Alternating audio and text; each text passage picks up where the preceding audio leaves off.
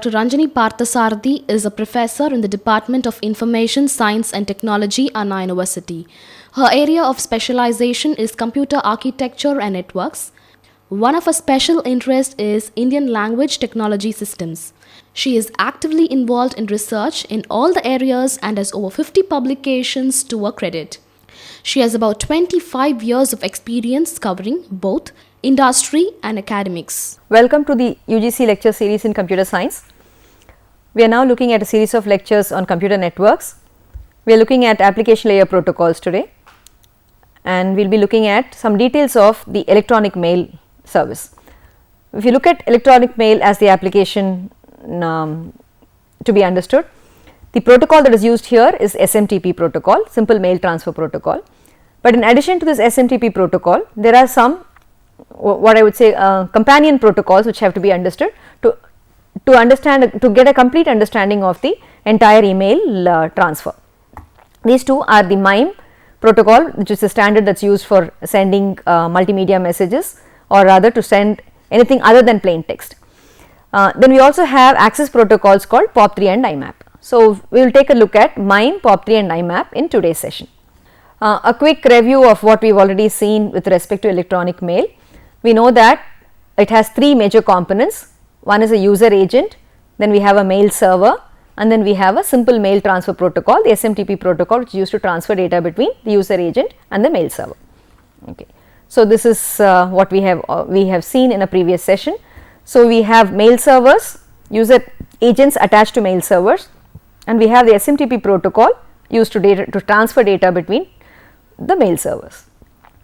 Now, we know that the SMTP protocol is a command response interaction kind of a protocol, that is, the client sends commands and responses are received from the server, and it uses 7-bit ASCII characters for the data transfer. So, it is all human readable text, and it uses carriage return line feed dot carriage return line feed, that is a dot existing by itself on a single line as the character for terminating messages.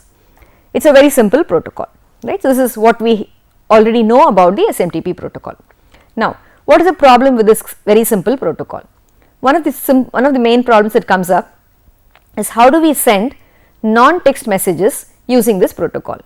Now, we saw the text messages can be typed in as ASCII characters and sent, but when we have non-text messages, what do we do? So, what are non-text messages? Images, audio, video, all these are different non-text messages that we have. So, how do we send these using the same SMTP protocol? Okay. So, what we do here is, a solution for this is very simple. What we need is, we need to have some mechanism to now convert from the non-text content to ASCII, right, and that is what the SMTP protocol essentially gets done with the help of another standard called the MIME protocol. So, that is what we have here. Okay. So, the question that we are asking is, how do we send non-text messages through email, and the solution is convert the non-text content to ASCII. Now, if we do not convert it to ASCII, you will have non-ASCII characters coming in, and that cannot be sent using SMTP. So, you convert all the non-text content to ASCII. To do this, we use something called a MIME protocol, or the Multimedia Internet Mail Extension Protocol, which is specified in RFCs 205, 2056 and so on, and this uses something called a base 64 encoding. Now, we will quickly take a look at what this means. Essentially, what we are saying is, we are doing a conversion from a non-text to an ASCII format, okay, and in this ASCII format also we are looking at a restricted set, which is done by means of this encoding mechanism. So, we basically encode non-text characters to ASCII characters. So, this is what is done to transfer non-text messages using email. So, let us look at how that is done. So, if you look at this MIME extension for non-text content, this is what we would do. The user gives a non-text content, which is non-ASCII code basically. So, you pass it through the MIME protocol, which converts it to 7-bit ASCII. Now, you can happily pass a 7-bit ASCII message to SMTP, and SMTP will pass it to the other side, and there the 7-bit ASCII character again is passed through a MIME deconverter, right, which will decode it back to the non-ASCII character, and it will give it to the user. So, this is what typically takes place for when we use the MIME extension for transmitting non-text content. Okay. So, let us look at how this base 64 encoding that we talked about for MIME works.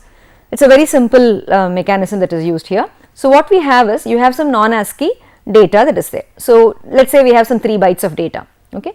Now this is some binary data that we have. So what we do is, we pass it through a base 64 converter. Now remember, base 64 indicates it is 2 power 6, which means we need 6 bits to represent this number, right. So what we do is, split this entire sequence of bits that we have into groups of 6 bits, right. So you split this whole thing into, so 110011, that forms your first character here. Then you have the 00 left over from this byte. So 001000, that becomes the next character.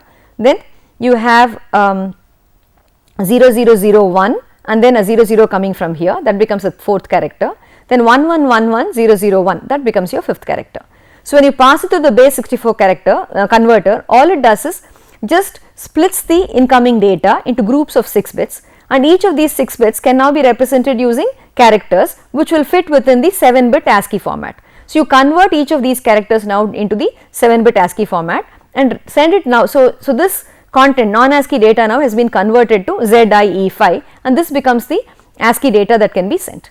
So very simple mechanism, and this is what the base 64 encoding does. Okay. So now with this, once you have done this, you need to specify to the other side that MIME is being used. So that also has to be included as part of your header that is being sent. So this is how the message will look like with the MIME protocol being used. So you need additional lines now in the message header which declare the MIME content type. So let us see what we have here. Now remember, from, to, subject are all things that we normally have in any mail message. Now that we have MIME, we have these additional 3 different header lines. So you have a header line called MIME version 1.0, which specifies the version of MIME that is being used. Then you have a content transfer encoding, which tells you what is the encoding that is being used for the content transfer.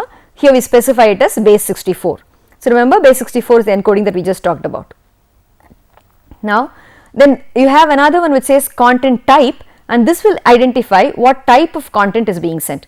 You know that it could be image, and you also have to specify what subtype there. In image it could be JPEG, or it could be GIF, it could be any type of image file. So you specify image / what type of image. So you have a type and you also have a subtype and any other parameters that need to be declared. So that would be the content type. This is followed by the actual base 64 encoded data, right. So now with these 3 additional lines, your email now will be able to handle any data which is non-ASCII as well. Okay. So if you look at other details of this, so you can see how an entire message would look like. So you can see you have from, subject, MIME version 1.0, then I have content type.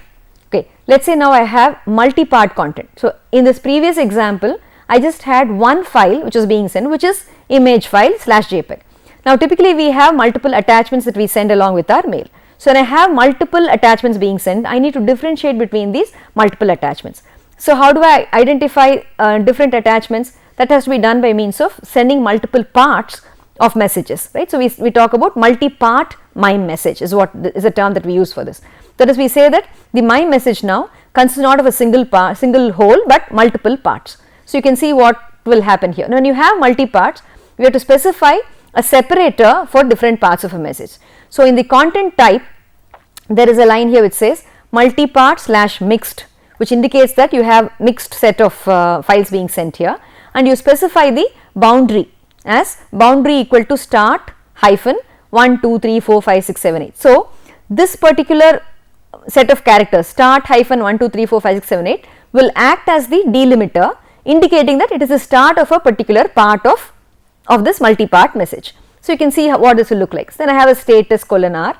So now you look at this, you have hyphen start dash 1 2 3 4 5 6 7 8. Now this indicates that this is that what follows this is a different message. So this indicates the start of a particular part.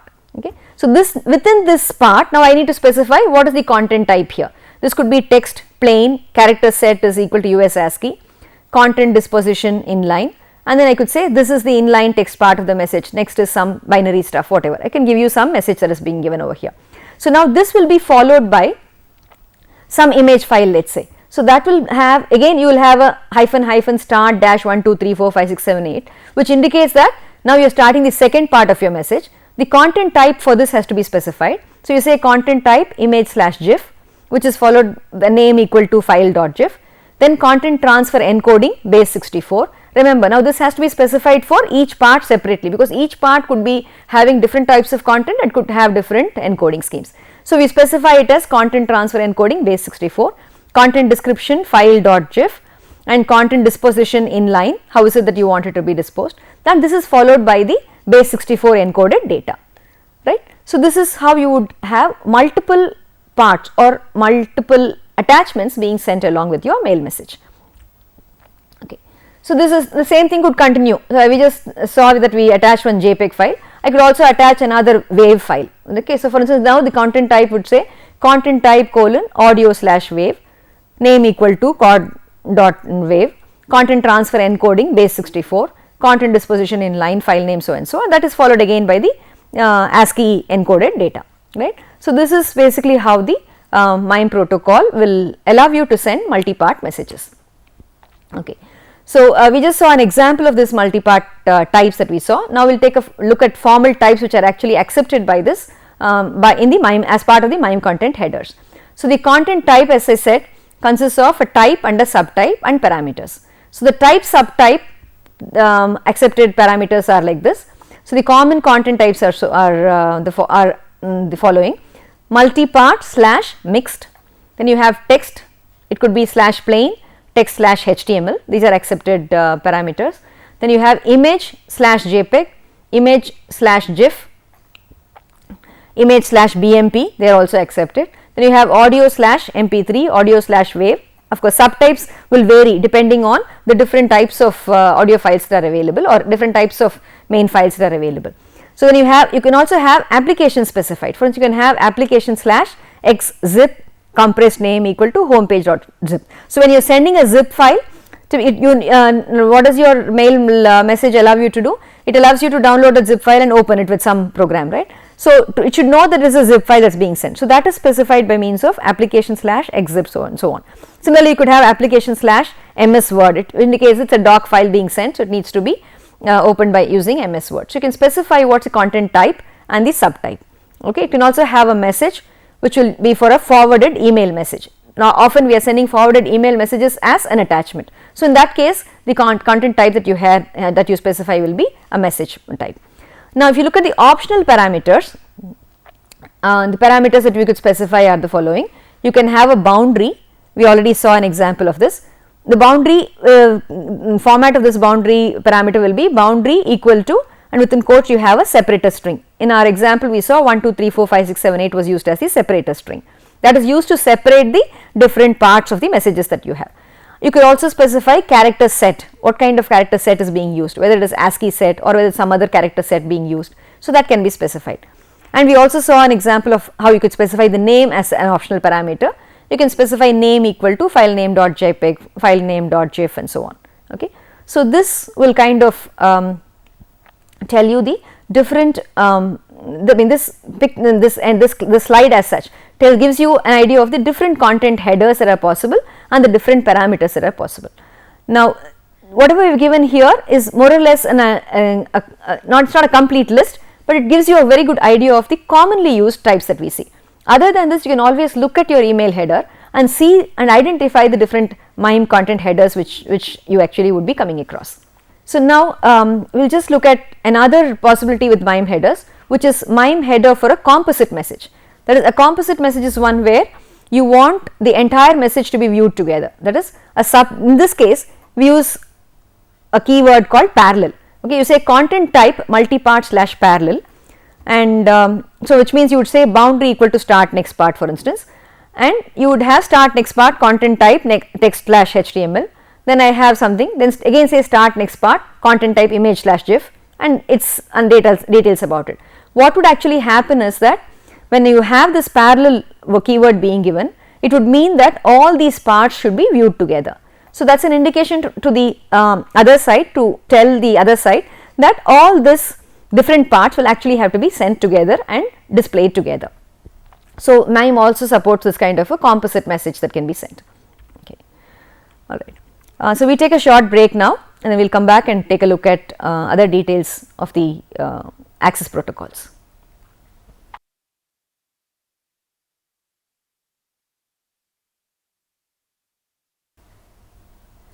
Welcome back after the break.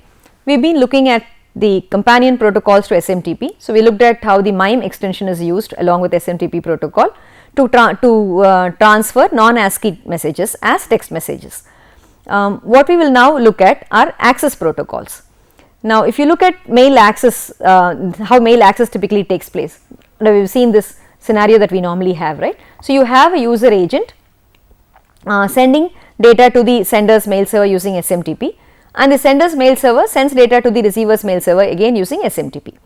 Now, the user agent, when he accesses data from the mail server, need not necessarily use only SMTP. In fact, he would use some other access protocol, right. So, what is the access protocol that are common? What are the access protocols that are commonly used? That is what we will take a look at now. Okay. So, SMTP is a protocol that is used for delivery and storage to a receiver server, and the mail access protocol is the one that is used for retrieval from server. So, we differentiate between these two types of protocols. So, one that is used for data transfer and one that is used for accessing mail. Okay. So, this is for retrieval from server. When we talk of retrieval from server, there are two protocols that we normally talk about. One is called the POP protocol, which stands for Post Office Protocol. So, POP is Post Office Protocol. In a Post Office Protocol, we would typically authorize the agent when it communicates to the server and then download messages. Then we also have another protocol called the IMAP protocol, which stands for Internet Mail Access Protocol. Okay. Both POP and IMAP are popularly used for mail access. Basic difference between POP and IMAP is that IMAP offers a lot more features than POP and gives you a lot more flexibility, but of course, it is a lot more complex. So, we will take a quick look at some of the features of these protocols. Okay. Now, with IMAP, it also allows for manipulation of stored messages on server, which is not provided on POP. Details of this we will take a look at.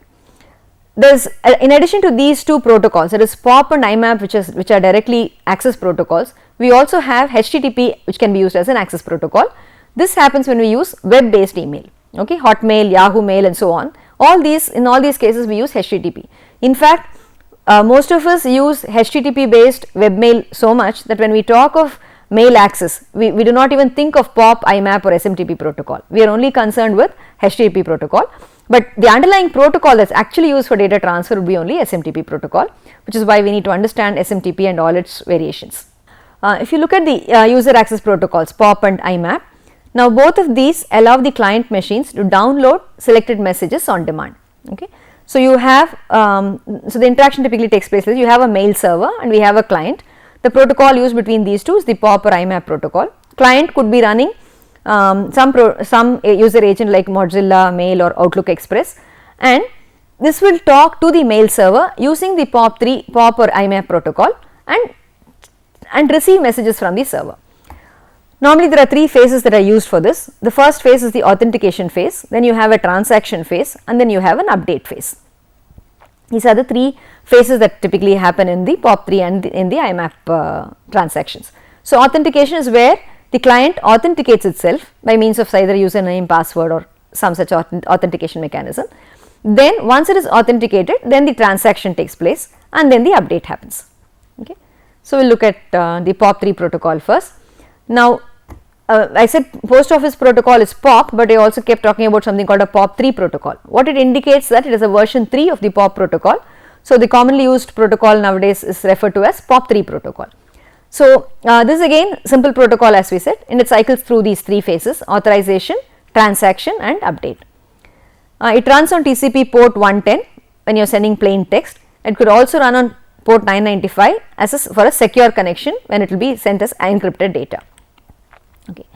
The transactions, again there are a set of transactions which are allowed here. You have a command called list, then you have a command called RETR which stands for retrieve, and then you have a command called DELE which stands for delete. Okay. So, we will just take a look at some of these. What is interesting here is just like the SMTP protocol, here also the commands are sent as plain text. Okay. So, plain ASCII text is what is being sent. So, just as in the case of SMTP protocol, POP also you can read all the messages that are being sent. Okay. So, this is what a typical POP3 transaction will look like. Okay. So, let us look at this. So, the server and S is the server, C is the client. So, server starts with typically a plus OK message which indicates that the POP3 server is ready. Now the client specifies who the user is. Basically the username is sent to the server using a keyword user followed by the username. Server responds with a plus OK. Now the client responds sends the password. So it is sent with a keyword pass, PASS, followed by the password. Now S responds with a plus OK if the password is correct. So this indicates that the user has successfully logged on. Now this refers to the authorization phase. So the client commands that we use here are user, which is used to declare the username, pass, which is used to give the password, and the server's responses are plus OK. If there was an error, it would indicate with a minus ERR, which indicates that there is an error. For instance, if the password was incorrect, it would respond with a minus ERR. Similarly, if the username did not exist, it would respond with a minus ERR. Okay. So this is what happens during the authorization phase. Now this is followed by the transaction phase, where the actual transaction takes place. So let's look at what happens here. So let's say, for instance, the client says list. Now list is a command which tells the server to list the various messages that have been received, that are sitting in the mailbox of this particular client, okay, or this particular user. So you have server gives you a list of all the different messages. So it says 1498 2912. So list of messages are being sent, which indicates, and it ends again with a dot, which indicates the end of the list. The client now has a list of all the messages. It can now retrieve these messages. So if it specifies retr1, it is a command to the server that it has to send the message number 1. So now server will respond with message 1 contents, okay, and again ended with a dot. Now this indicates that the client now has received the message that is specified by this message 1. Now it could delete this message from the server. So you can specify a command which says DELE1. Now that will delete the message. Then you can retrieve the second message, retr2.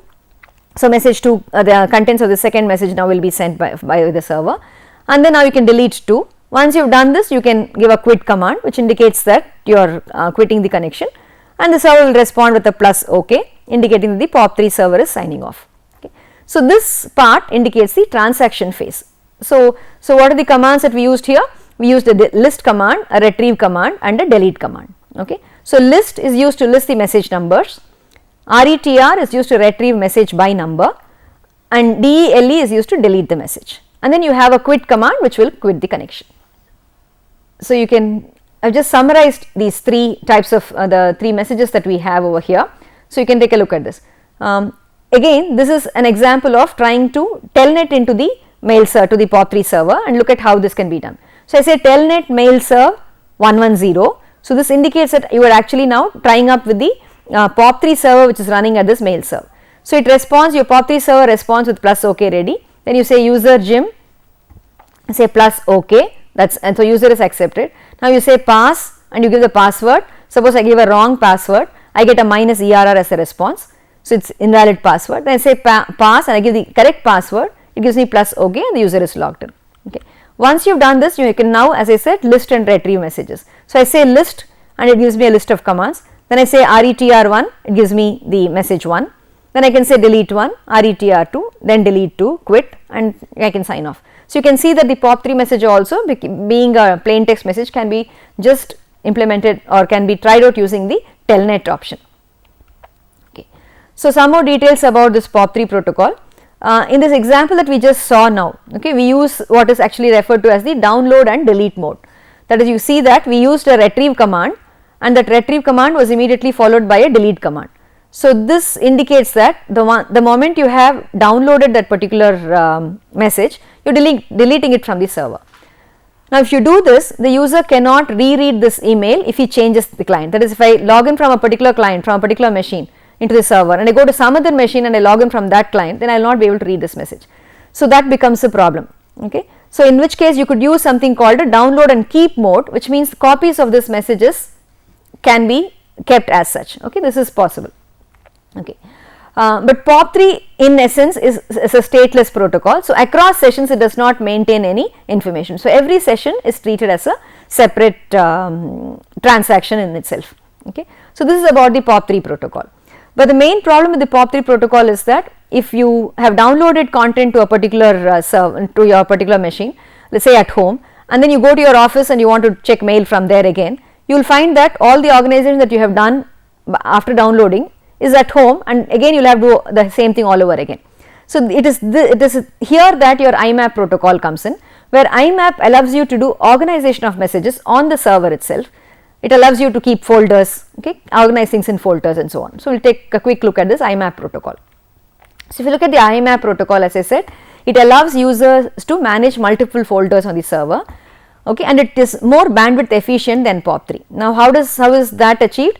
Basically, you can search messages on the server without downloading. You do not have to download the message and see what is there. You can search for the messages on the server itself.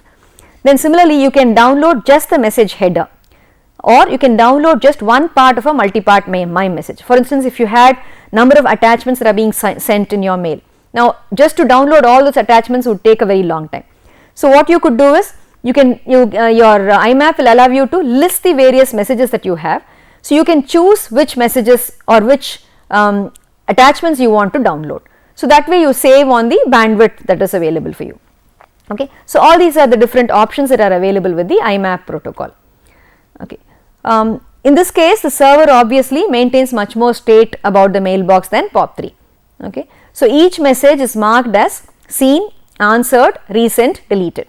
So, all this information is maintained as part of the IMAP protocol, okay, and deleted messages are not erased until the client issues an expunge command. Okay. So, this allows us to move from machine to machine and still be able to manage our messages effectively. So, that is about the IMAP protocol. Now, we will take a look at webmail. Now, when we talk of webmail, of course, this is the most popular email access mechanism. So, there are two parts to webmail. One is the way we access it. Now, the way we access is very simple. We just connect to any internet browser, right, and we access mail from the browser. So, that is from the user side. But what happens to on the other side, that is from the client, from the server side.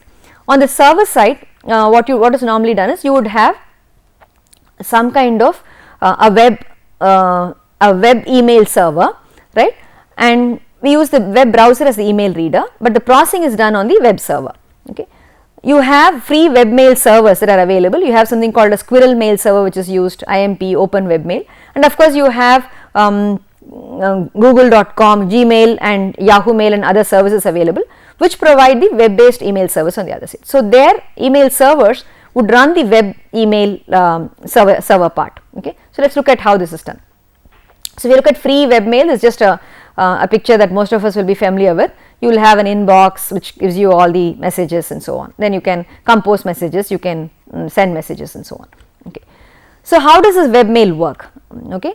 That is, how does it process your inbox, delete messages, and how does it allow you to compose, when you compose and send a message, where does it store all your details?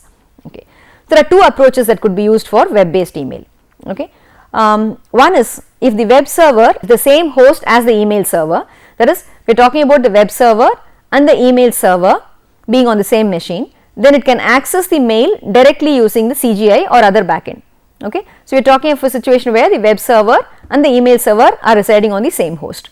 So, then I can directly access all the information I want using CGI or some other backend. Okay. The backend processing now in this case is specific to how email is stored and managed on that particular system. Okay. So, the backend processing is very much unique to the way things are handled on that system. Okay. This is one thing that is possible. Another approach is a more generic approach. Here what would happen is, we use the IMAP or the POP protocol, that is, you have a web access here which uses the IMAP or POP protocol to talk to the actual mail server. Okay. So, here the web server accepts your authentication, login and password and then connects to the IMAP server. So, look at what would happen here. For instance, we are talking about accessing web mail, right. So, you would have given your username and password. So, this is taken by this web email server and it uses IMAP to talk to the actual mail server. So, that acts as an intermediate server and allows you to connect between these two. Both these approaches are possible. The IMAP server can be, this mail server and the IMAP server now in this case can be on different hosts. So, gives you a little more flexibility. Okay. Again, this approach is more portable and it is independent of the mail backend, but also it has more overhead because they are on two different servers. Okay. Accessing webmail, there is nothing much to say about this, we are all very familiar with this. So, access of webmail by user is over HTTP and the user uses the browser to access the webmail server. So, to summarize, what we have looked at today are two different aspects of mail access. One is the MIME extension, which allows us to read non-text messages and send non-text messages. Second is the mail access. Under mail access, we looked at three different mail access techniques. One is the use of POP3 protocol, second is the IMAP protocol, and third is the web access protocol, the web access mechanism for mail. Okay. Set of questions again for you to review the content of today's lecture. So, question number 1, why is MIME needed? Question number 2, how are multiple attachments sent in email? Question number 3, what is POP3 used for? Question number 4, how is IMAP different from POP3? Question number 5, which protocol is used to access mail from gmail.com? So, with these questions, I think you would have an idea of how email works and how SMTP, MIME, POP3, IMAP, all these protocols work together to make our life much simpler with email. Thank you.